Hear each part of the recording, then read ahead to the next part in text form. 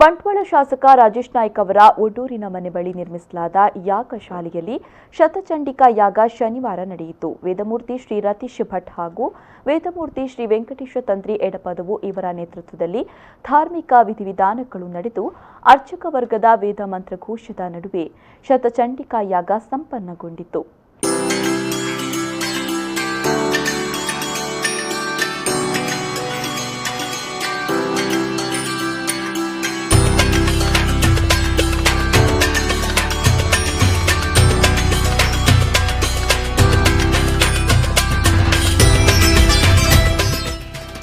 ಬೆಳಗ್ಗೆ 6 ಗಂಟೆಯಿಂದ ಯಾಗ ಪ್ರಾರಂಭಗೊಂಡು 11 ಗಂಟೆಗೆ ಪೂರ್ಣಾಹುತಿ ನಡೆಯಿತು.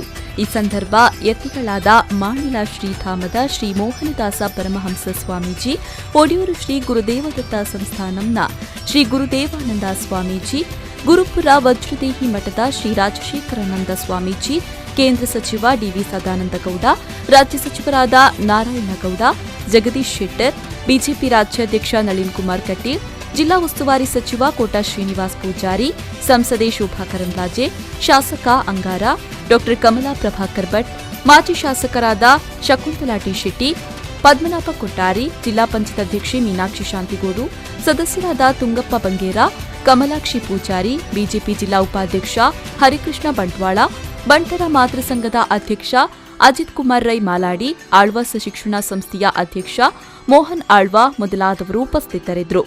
ಬಳಿಕ ನೂತನವಾಗಿ ನಿರ್ಮಾಣಗೊಂಡ ಧರ್ಮ ಚಾವಡಿಯಲ್ಲಿ ಶ್ರೀ ಕೊಡಮಣಿ ತಾಯ ದೈವದ ದರ್ಶನ ಸೇವೆ ನಡೆಯಿತು.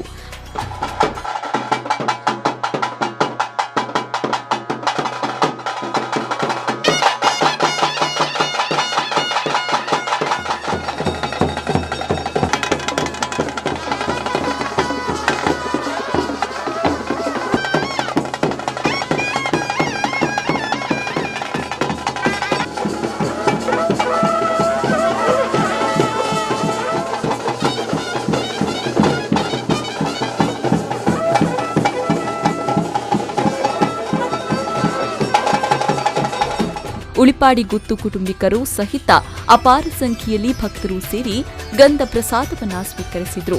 ಮಧ್ಯಾಹ್ನದ ವೇಳೆ ಅನ್ನ ಸಂತರ್ಪಣೆ ಕೂಡ ನಡೆಯಿತು. ಸಂದೀಪ್ ಸಾಲಿಯಾನ್, ವಿ4 ನ್ಯೂಸ್ 24/7 ಬಂಟ್ವಾಳ.